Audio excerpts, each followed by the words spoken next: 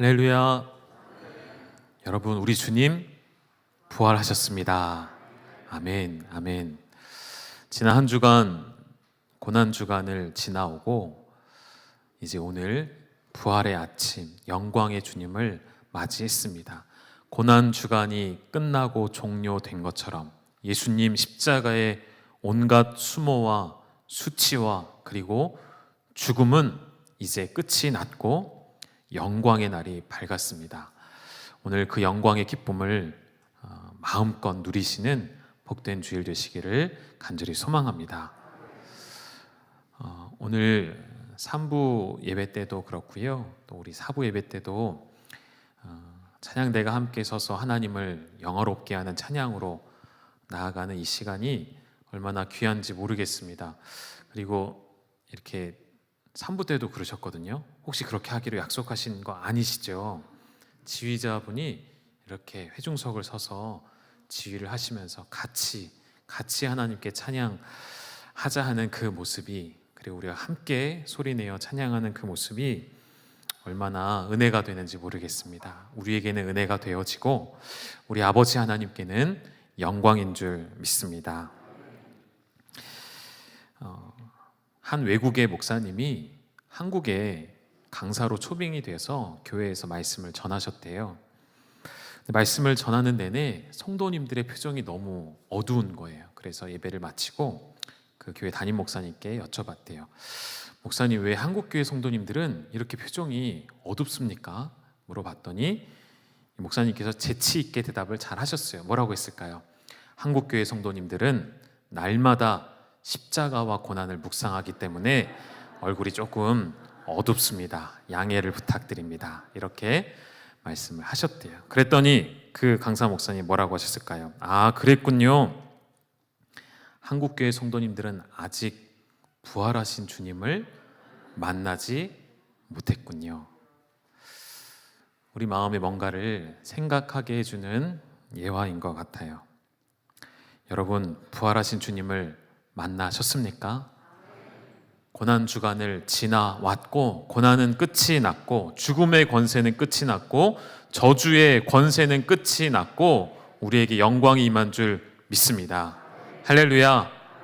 오늘 이 부활의 아침에 하나님 앞에 우리의 마음과 우리의 뜻과 우리의 정성과 우리의 목소리를 높여서 주님의 영광 받으시는 그러한 부활주일 되시기를 간절히 소망합니다. 근데 왜 아직 표정이 어두우십니까? 우리 옆에 계신 분들과 인사하실까요? 우리 주님 다시 사셨습니다. 인사하시죠. 한 번 더요. 예수 다시 사셨습니다. 그렇죠. 이런 표정으로 오늘 예배하셔야 돼요. 날마다, 여러분, 주일은 무엇을 기념하는 날이죠? 날마다 주일은, 매 주일은 늘 언제나입니다. 언제나 무엇을 기리고 무엇을 기념하는 날입니까? 예수 그리스도의 부활하심을 기리는 날이 주일입니다. 1년 52주 늘 언제나 이 자리는 예수 그리스도의 부활의 영광이 가득한 날이에요. 부활의 의미가 주일에서 빠져버리면 우리는 안식일로 돌아가야 돼요. 금요일과 토요일을 안식일로 지켰던 유대인의 모습으로 우리는 돌아가야 돼요. 근데 그게 아니죠. 거기서 끝난 것이 아니라 하나님의 창조는 완전히 완성이 되었고 하나님의 계획은 십자가에서 완성이 되셨고 부활하심으로 최종적으로 끝나셨기 때문에 우리는 부활을 기억하여 예배하는 날을 지금의 주일로 지키게 된 것이죠. 오늘 고린도전서 15장은 처음부터 끝까지 부활에 관한 이야기입니다. 예수님께서 복음서에서 공생의 기간 동안에 제자들에게 말씀을 가르치시면서 이런 말씀도 하신 적이 있으시죠. 누구든지 자기 목숨을 구원하고자 하면 잃을 것이요, 누구든지 나를 위해, 예수 그리스도를 위해 제 목숨을 잃으면 구원하리라. 이 말씀이 무슨 말인지 제자들은 이해하지 못했었습니다. 그러나 예수님이 말로서의 설명이 아니라 친히 당신의 몸으로 이 말씀의 성취를 보여주셨죠. 어디서죠?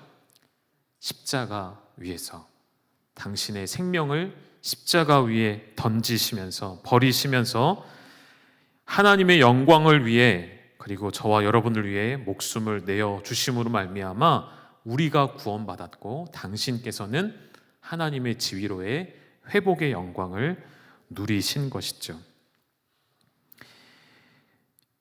이 사실을 알고 있는 바울은 이 고린도전서 15장에서 부활이 비밀이라 이야기를 합니다. 우리 말씀을 다시 한번 보실까요? 51절의 말씀 다시 한번 같이 읽도록 하겠습니다. 시작. 보라, 내가 너희에게 비밀을 말하노니 우리가 다 잠잘 것이 아니요 마지막 나팔의 순식간에 후련히 다 변화되리니. 부활을 이야기하는 것인데 무엇을 말한다고 써있죠? 내가 너희에게 비밀을 말하노니. 부활은 감춰져 있는 비밀이었던 것이죠. 여러분은 부활이 무엇이라고 생각하십니까? 부활, 짧게 정의를 내린다면 여러분 어떻게 정의를 내릴 수 있겠습니까? 죽었다가 다시 살아난 것 맞습니까? 맞기는 맞는데 제가 늘 이렇게 질문하면 뭔가 함정이 있는 것 아시고 반응을 안 하시는 거죠?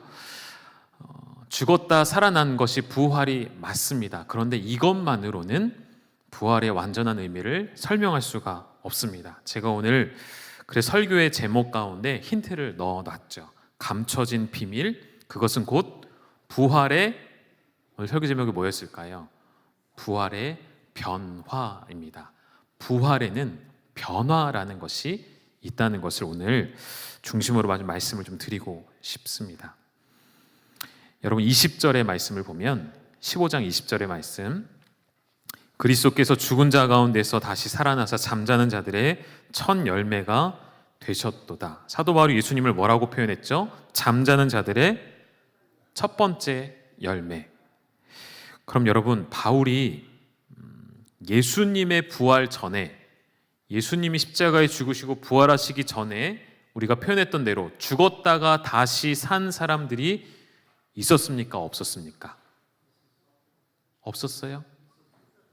확실하게 얘기해 주세요. 있었어요? 없었어요? 뭐라고요? 뭐 저한테는 잇 없었어요 이렇게 들리는데요. 있었잖아요. 있었잖아요. 예수님이 죽은 자를 살리셨잖아요. 그죠? 누구요? 나사로도 있었고 회당장의 딸도 있었고요. 또 과부의 아들도 있었습니다. 이런 사람들을 분명히 죽은 자를 살리셨어요. 부활이죠. 그런데 왜 바울은 예수님의 부활을 첫 번째라고 말을 할까요? 그냥 상징적으로 그렇게 말하는 것일까요?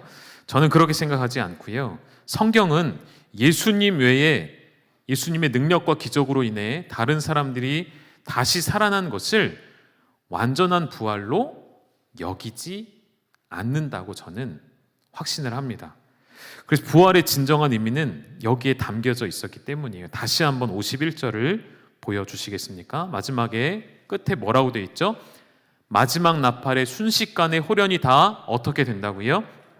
변화되리니. 이것이 부활에 있는 가장 중요한 핵심이 되겠습니다. 부활을 의논할 때, 부활을 이야기할 때 빠뜨릴 수 없는 그 사실 한 가지, 바로 변화인 것이고, 그 변화가 어떠한 변화인지를 사도 바울은 이렇게 설명합니다. 우리 52절의 말씀 함께 읽겠습니다. 시작. 나팔 소리가 나매 죽은 자들이 썩지 아니할 것으로 다시 살아나고 우리도 변화되리라. 죽은 자들은 썩지 아니할 것으로 다시 살아나는 것, 그리고 우리도 변화되는 것. 여러분 여기서 우리는 누구를 의미하는 것이죠? 여기서 우리는 죽은 자들이 아니라 살아있는 자들을 의미하는 거예요. 조금 이따가 다시 좀 설명을 드리고요. 우리는 육체가 죽으면 어떻게 되죠? 이 육체가, 이 육신은 흙으로 돌아가게 되어 있습니다. 그러나 마지막 나팔이 울려 퍼질 때면 그때는 다시 썩지 않을, 사도 바울이 이렇게 표현해요. 신령한 몸으로, 거룩한 몸으로 부활할 것을, 다시 말해서 변화될 것을 이야기해요. 53절에 보시죠. 이렇게 고백합니다. 함께 읽겠습니다. 시작. 이 썩을 것이 반드시 썩지 아니할 것을 입겠고 이 죽을 것이 죽지 아니함을 입으리로다. 썩지 아니할 것이 썩을 것이 썩지 아니할 것을 입게 되는 변화, 죽을 것이 죽지 아니함을 입게 되는 변화. 이것이 부활의 변화이고 부활의 진수가 되는 거예요. 여러분, 저도 육체가 변화하는 것을 요즘도 느끼고 있습니다. 제가 보통 사람이 한 10대 후반, 20대 초반에 성장이 멈추잖아요. 제가 요즘도 키가 크고 있어요. 막 쑥쑥 크는 건 아닌데요. 제가 군대 갈 때 쟀던 키, 그리고 중간에 뭐 검진하거나 뭐 이럴 때 쟀던 키하고 최근에 몇 년 사이에 쟀을 때 비교해 보니까 많이는 아닌데요. 거의 1cm 가까이 키가 컸어요. 왜 키가 클까요, 제가? 계속 왜 키가 클까요? 저희 아내가 제가 궁금해하니까 정확한 답을 주더라고요. 살쪄서 그렇대요. 그래서 발바닥에 살하고 요 머리 위에 살하고 0. 몇 cm가 붙었나 봐요. 여러분도 그런 경험 해보셨나 보죠? 아니라고요? 근데 여러분, 제가 말씀드리고 싶은 건 부활의 변화는 이런 수준의 변화가 아니라 완전히 새로운 변화예요. 옛것은 사라졌고 영원히 살 수 있는 영생하는 몸으로의 변화. 나이 들지 않으며 쇠약해지지 않으며 병들지 않는 완전한 변화를 하나님께서 우리에게 예비하셨습니다. 믿으십니까? 고린도전서 15장 52절을 다시 한번 띄워주시면, 그래서 마지막에 우리도 변화되리라 라는 이 표현의 우리도라는 말은 이 당시에는 사도 바울 자신을 포함해서 고린도 교회 성도들을 향한 메시지였으니까 이미 죽은 자들도 예수님 다시 오실 때 살아날 것이고, 그 당시에 현재에서의 의미로서 우리, 다시 말하면 산재 살아있는 사람들, 이제 이 말씀은 사도 바울에게 해당되는 의미가 아니죠. 사도 바울도 이미 이제는 죽은 자들에 해당될 거예요. 그들은 썩지 않을 것으로 다시 일어나게 될 것이고, 뒤에 나오는 우리도가 이제는 누굴 의미하는 것입니까? 진짜 지금 살아있는 저와 여러분에게 해당되는 말씀이죠. 여러분, 주님이 언제 오실지 우리가 알 수 없기 때문에 우리가 죽은 뒤에 언젠가 주님이 오실 수도 있고, 우리가 살아있는 동안에 우리 예수님 왕으로 오실 수도 있습니다. 중요한 건 아무도 모른다는 것이죠. 누구도 모른다는 것이죠. 알려고 할 필요도 없는 것이죠. 왜죠? 알려고 해도 알 수가 없으니까요. 그것은 아버지만이 아시기 때문이에요. 그렇다면 지금 우리도 변화될 것이고 죽은 자들도 다시 일어나 변화되는 그 몸은 우리 현재의 몸으로는 영원히 살 수 없기에 완전한 새로운 몸으로 변화되는 것. 다시 말해서 바울은 예수님 이전에 다시 살아난 사람들을 몰라서 예수님을 부활의 첫 열매로 이야기하는 것이 아니라, 성경에는 정확히 그들의 인생이 마지막에 어떻게 되는지 나와 있지는 않지만 우리는 알 수 있죠. 그들은 예수님이 다시 살려주셨으나 결국 육체가 병들어 어떻게 됐을까요? 죽었을까요? 안 죽었을까요? 반드시 죽었어요. 안 죽었다면 지금도 어딘가에 살아있게요? 죽었거든요. 반드시 죽었기 때문에 우리 예수님만이 부활의 첫 열매가 되십니다. 예수님만이 우리의 부활의 소망 되십니다. 주님은 영혼으로만 승천하신 것이 아니라 뭘 가지고 승천하셨습니까? 몸을 가지고 올라가셨죠. 제자들이 보는 그 눈앞에서 하늘로 올리우실 때 육체를, 새로운 육체로 부활한 상태로서 올라가셨어요. 그리고 성경은 뭐라고 기록했죠? 너희가 본 그대로 다시 오시리라. 주님, 우리 눈앞에 보이는 대로 육체를 가지고 올라가신 그대로 저는 그렇게 믿습니다. 우리 주님 그 부활의 몸을 가지시고 다시 오실 것이라 우리는 믿는 것이죠. 그래서 이 53절에 이 변화야말로 썩을 것이 썩지 아니한 것을 입는 변화, 죽을 것이 죽지 아니하는 변화가 부활의 핵심이 되는 것이죠. 이 부활에 대해 바울이 조금 더 이해하기 쉽도록 예를 들어 설명을 해주는데요. 우리 35절부터 38절까지의 말씀을 우리 쭉 한번 읽어보도록 하겠습니다. 우리 함께 읽겠습니다. 시작. 누가 묻기를 죽은 자들이 어떻게 다시 살아나며 어떠한 몸으로 오느냐 하리니 어리석은 자여 내가 뿌리는 씨가 죽지 않으면 살아나지 못하겠고 또 내가 뿌리는 것은 장래의 형체를 뿌리는 것이 아니요 다만 밀이나 다른 것의 알맹이 뿐이로되 하나님이 그 뜻대로 그에게 형체를 주시되 각 종자에게 그 형체를 주시느니라. 아멘. 어떻게 설명하고 있죠? 하나의 씨앗을 여러분 생각해 보십시오. 이 씨앗은 그대로 손바닥 위에 올려놓고 보면 죽은 것처럼 보이죠. 살아있지 않은 것 같습니다. 근데 그대로 땅에 묻을 때 사도 바울이 뭘 얘기하죠? 너희가 뿌리고 심는 것은 장래의 형체를 뿌리는 것이 아니다. 이 씨앗이 발화되어서 땅을 뚫고 올라와 어떤 나무가 되어지고 꽃을 피우고 열매를 맺는 그 형태를 심는 것이 아니라 알맹이 곧 씨만을 심는 것인데 그로부터 하나님은 뭘 주신다고요? 형체를 주신다는 것. 이것이 부활이라는 거예요. 조금 더 바울의 설명을 들어볼까요? 여러분 42절부터 44절까지 같은 내용이에요. 이렇게 바꿔서 설명하는 거예요. 함께 읽겠습니다. 시작.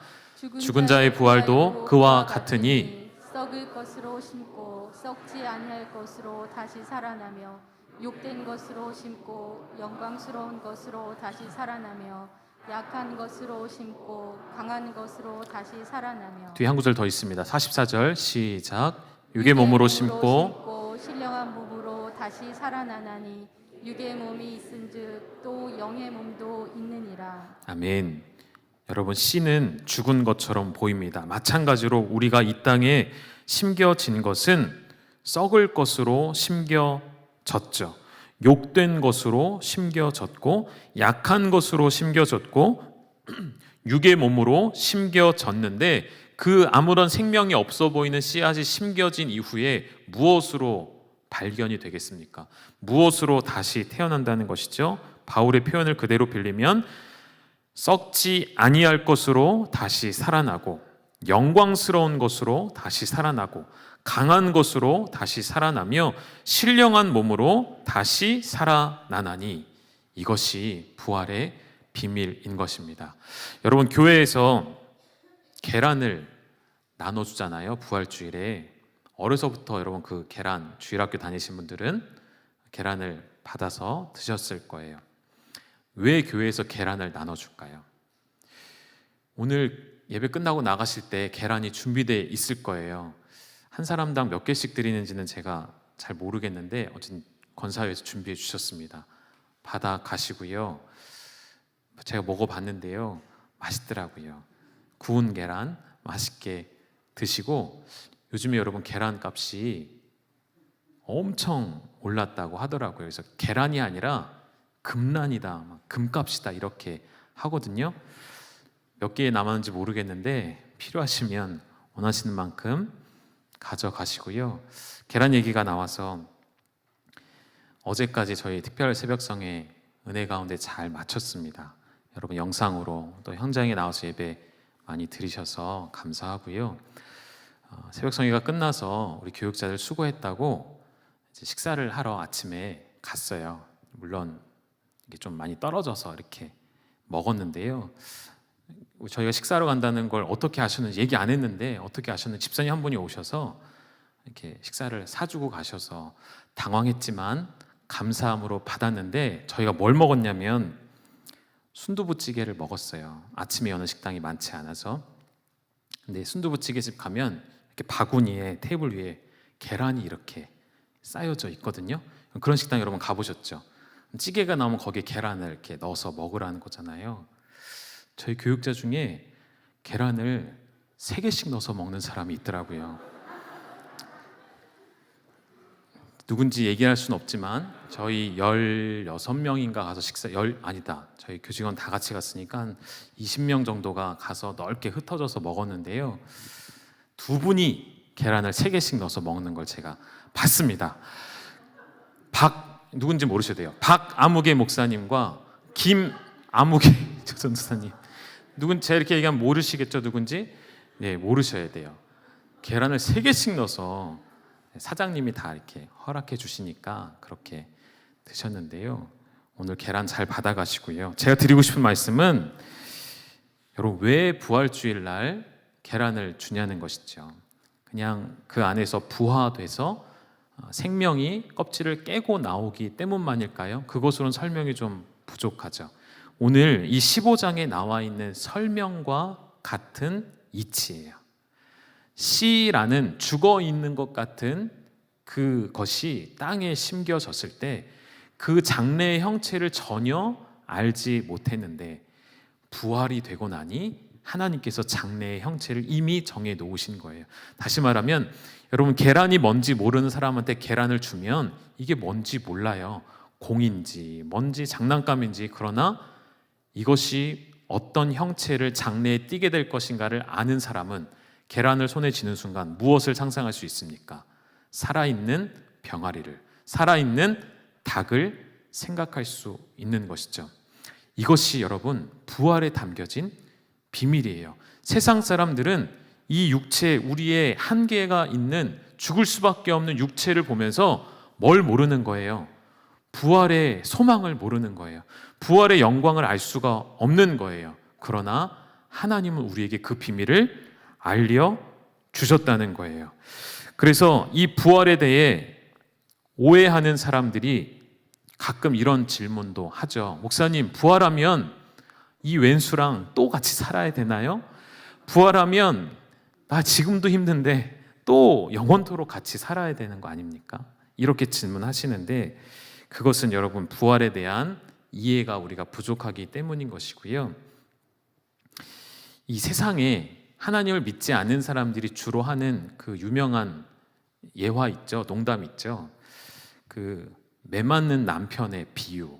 그래서 40대에는 아내가 집을 나설 때 여보 어디가? 라고 물으면 매맞는데요.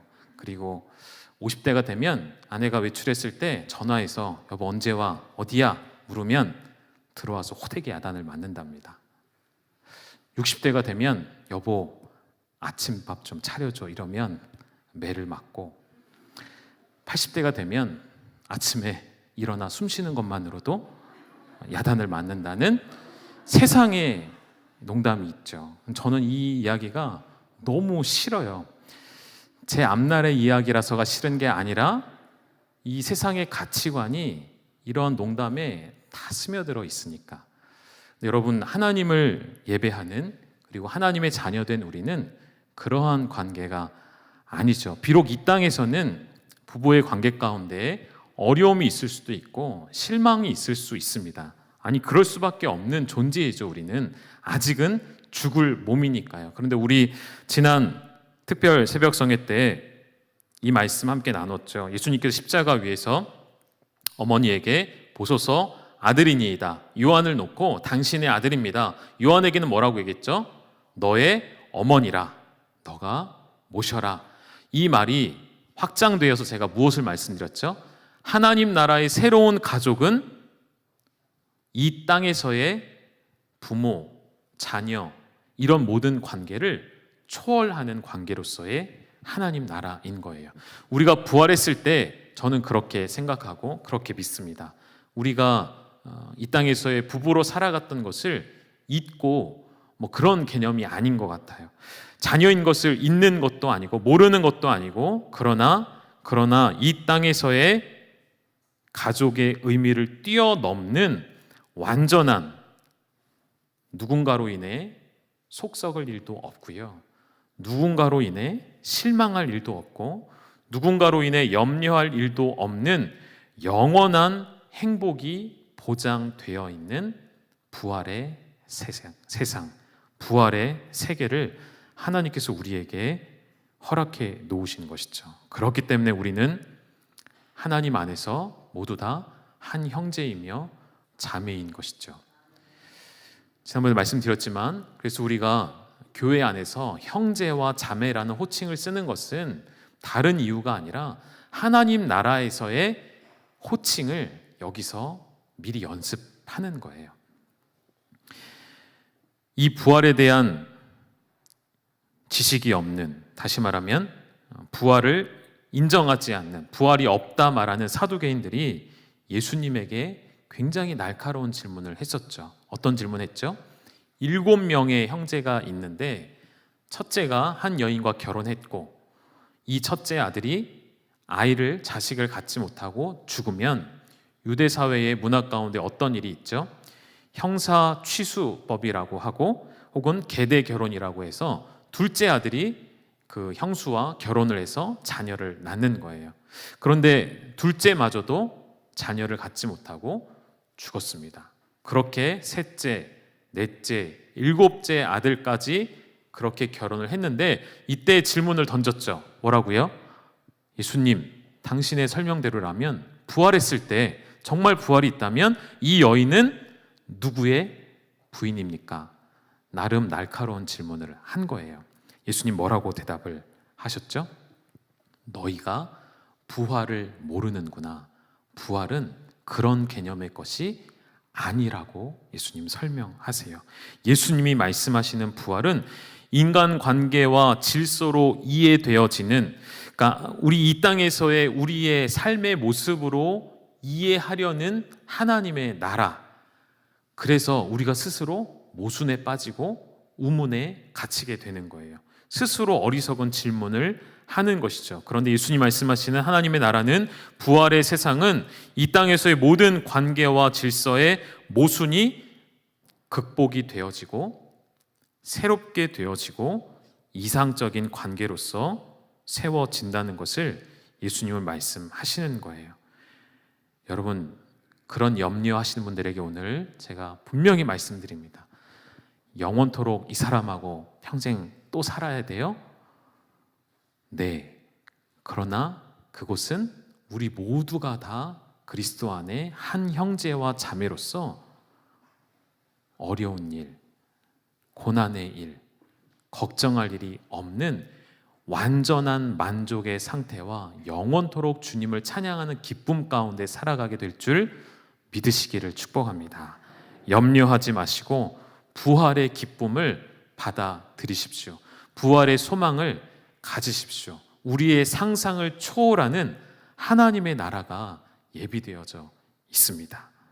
여러분, 지난 7일 동안 가상칠언의 말씀을 나누면서 중요하게 제가 반복했던 말씀 중에 하나가 하나님의 모든 말씀은 반드시 성취된다는 것이었죠. 그리고 마지막 날 마지막에 읽었던 말씀 구절, 어제 마지막에 나눴던 말씀이 바로 예수님께서 우리의 언약에 뭐가 되신다고 했는지 기억나십니까?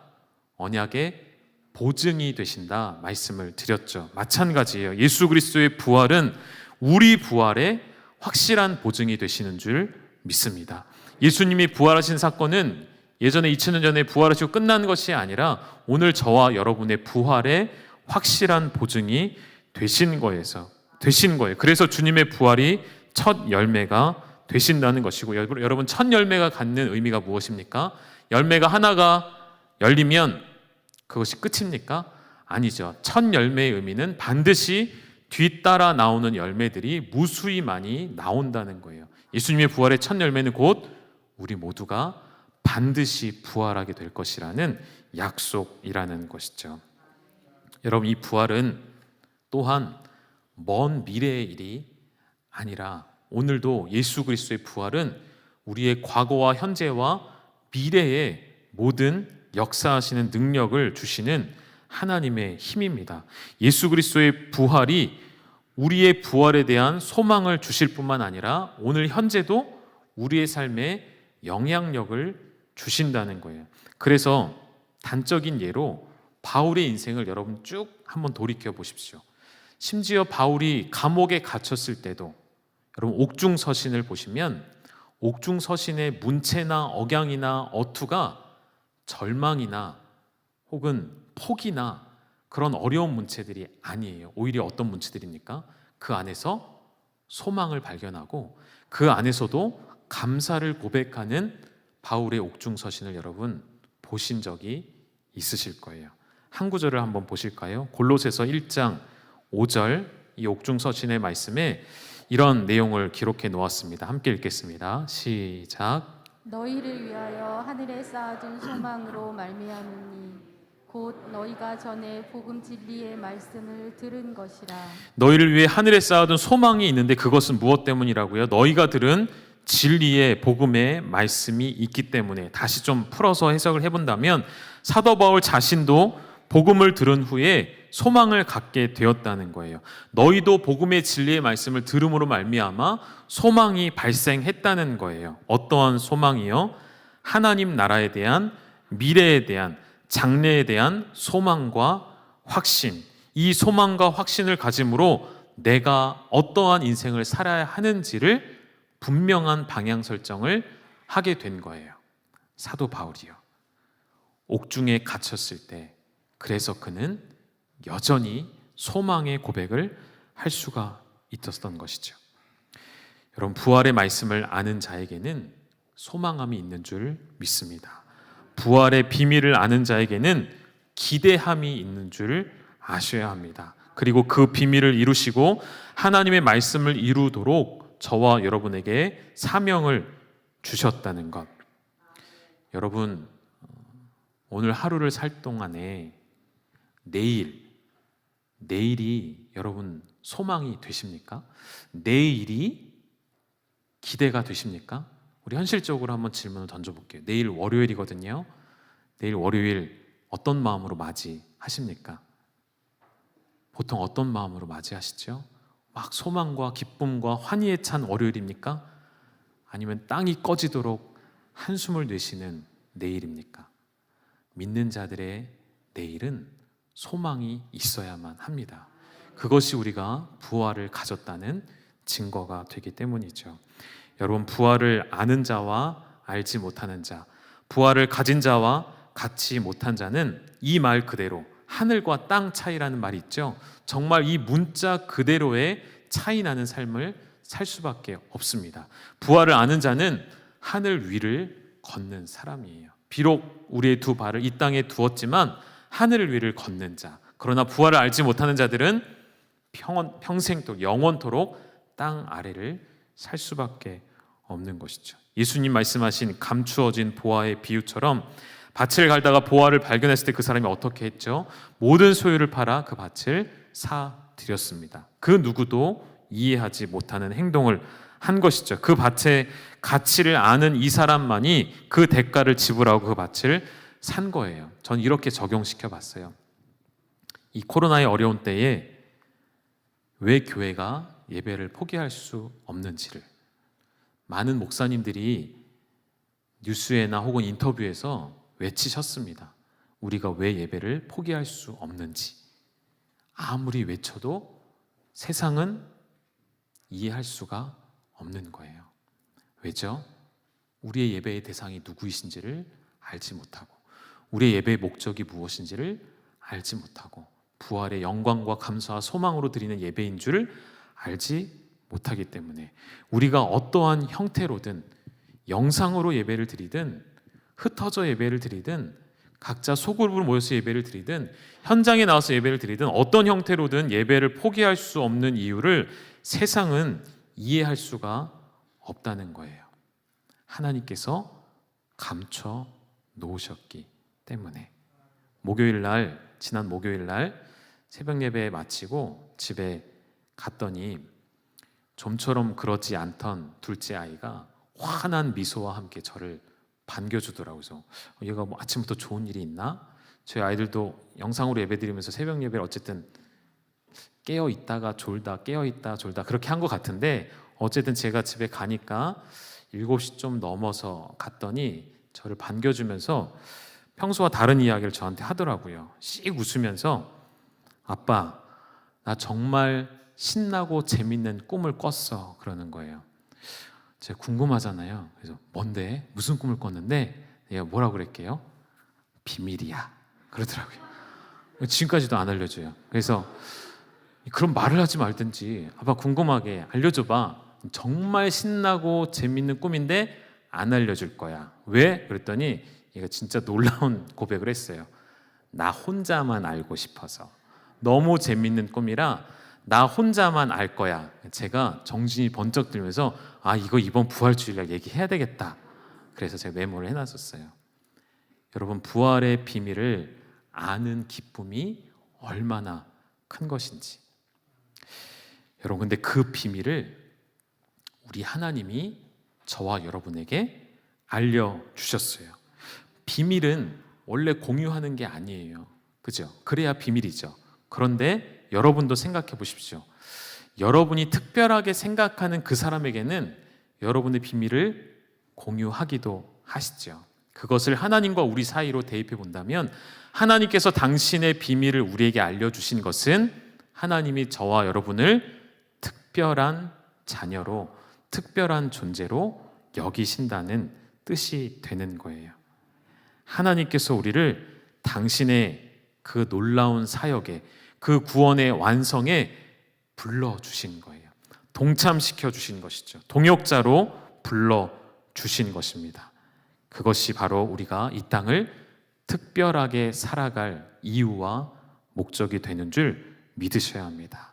우리 마지막 한 구절을 읽고 마치도록 하겠는데요. 이 사도 바울은 그 비밀 앞에 늘 언급하는 말이 있어요. 무엇이냐면 우리 골로새서의 말씀 24절 말씀 함께 읽겠습니다. 시작.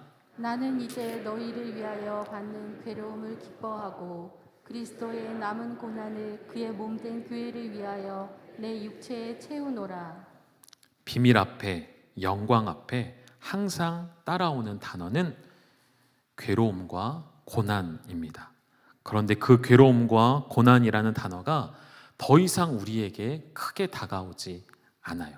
더 이상 괴로움과 고난이 내 인생을 덮을 수가 없어요. 무엇 때문일까요? 사도 바울은 이렇게 고백한 것이죠. 장차 다가올 영광과 비교할 수 없기 때문에. 장차 나에게 주신 부활의 영광과 소망과 십자가의 하나님의 받으신 영광은 내가 받는 괴로움과 고난에 비할 바가 아니기 때문에 기꺼이 나는 이 땅에서 받는 괴로움과 고난을 기뻐하고 내 육체에 뭐 한다고요? 채울 수 있다라고 고백하는 거예요. 부활을 아는 자들만이 이 고백을 할 수가 있습니다. 부활의 확신이 있는 자들만이 고백할 수 있는 것이죠. 여러분, 오늘 이 부활주일은 주의 고난에 참여한 자들만이 누릴 수 있는 영광인 줄 믿습니다. 지난 한 주간 주님의 고난에 동참하셨던 여러분, 주님의 십자가에 함께 걸어 오르셨던 여러분, 그 십자가의 나를 함께 못 박은 여러분, 이제는 그 고난이 더 이상 우리에게 어떤 영향력을 주지 못하고 고난은 여전히 남아 있으나 그 고난이 내 삶을 집어삼킬 수 없고 그 고난을 기꺼이 견디도록 힘을 주시는 부활의 영광을 가지고 이 부활의 주일을 맞이하시기를 주님의 이름으로 축복합니다. 우리 같이 찬양하시도록 하겠습니다. 오늘은 찬양할 때 여러 곡을 좀 이어서 길게 찬양하고 싶어요. 주님의 십자가의 달리심과 고난당하심과 다시 사심을 우리 함께 목소리를 높여 찬양했으면 좋겠습니다.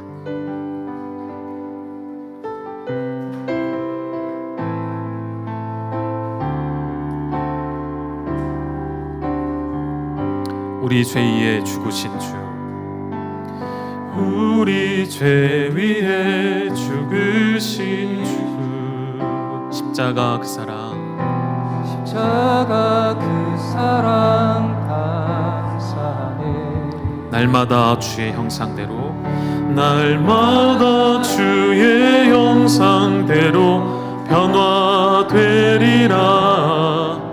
십자가 우릴 새롭게 하리. 우리 한 번 더 고백하실까요? 우리 죄 위에, 우리 죄 위에 죽으신 주, 십자가 그 사랑 감사하네. 날마다 주의 형상대로 변화되리라. 십자가 우릴 새롭게 하리. 놀라운 사랑, 놀라운 사랑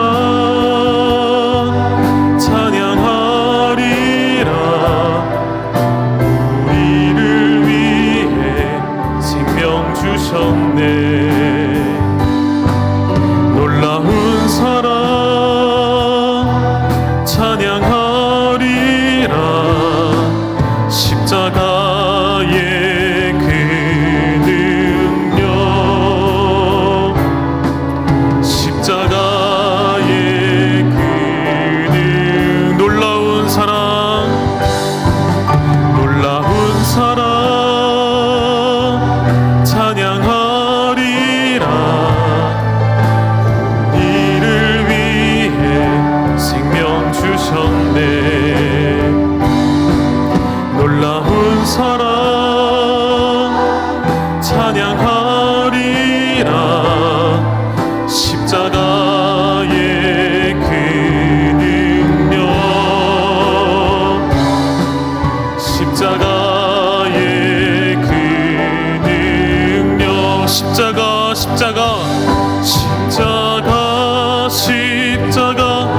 내가 처음 볼 때에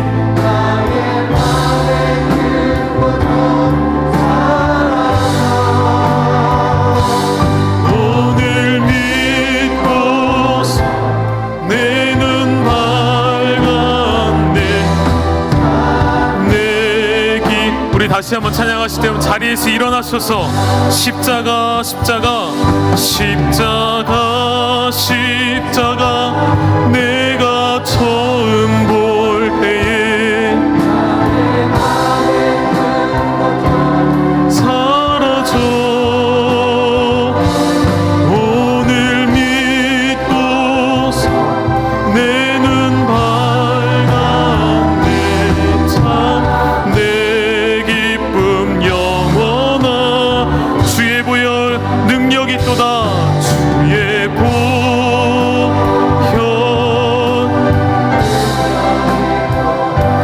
주의 피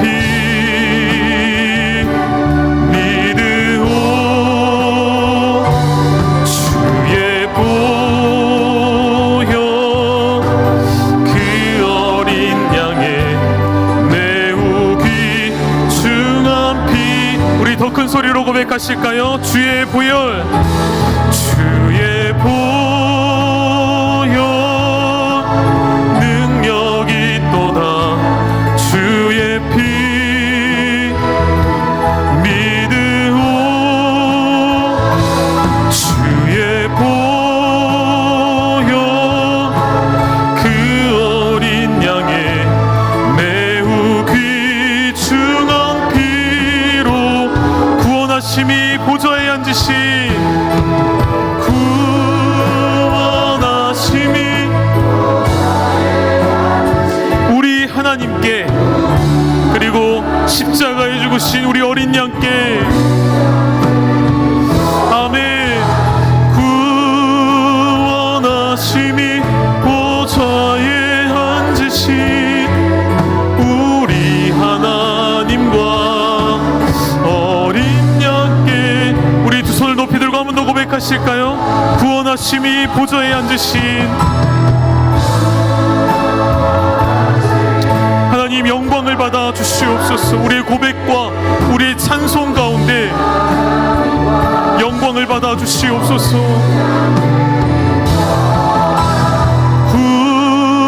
구원하심이 보좌에 앉으신 우리 하나님과 어린 양께 있도다. 사셨네, 사셨네, 사셨네. 예수 다시 사셨네, 사셨네, 사셨네, 사셨네. 예수 다시 사셔. 우리 마지막으로 한 번 더 고백하시죠. 사셨습니다. 우리 주님 사셨습니다. 예수 다시 사셨네.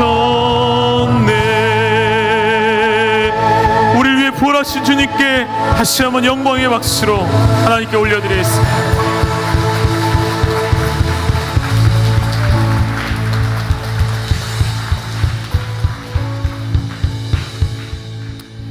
함께 기도하시겠습니다. 여러분, 이 부활주일에 영광의 주님이 저와 여러분을 위해 다시 사셨습니다.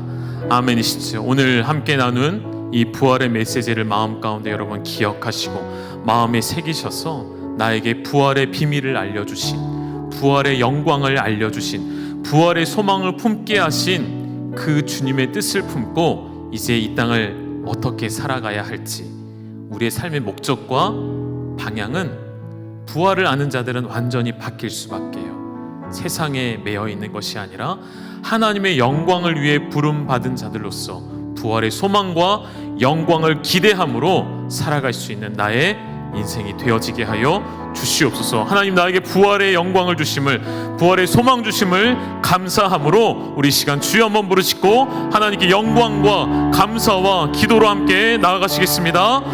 주여,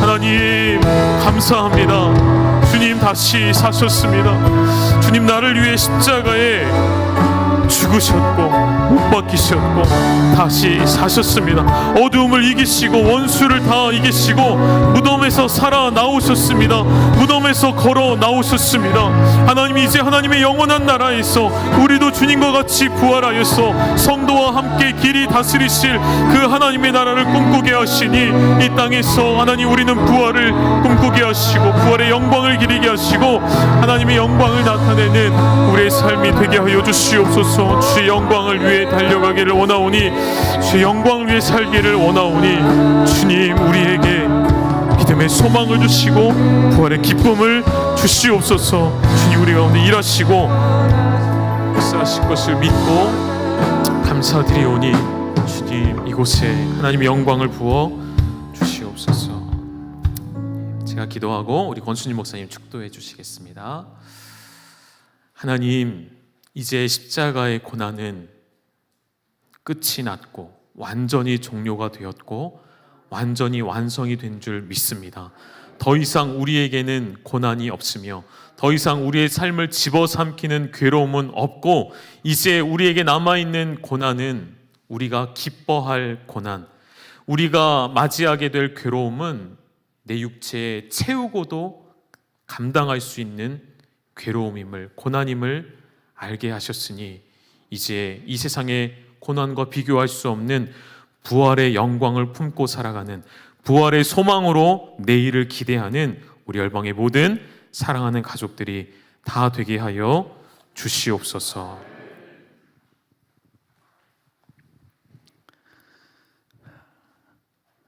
나는 부활이요 생명이니 나를 믿는 자는 죽어도 살겠고 살아서 나를 믿는 자는 영원히 죽지 아니하리라.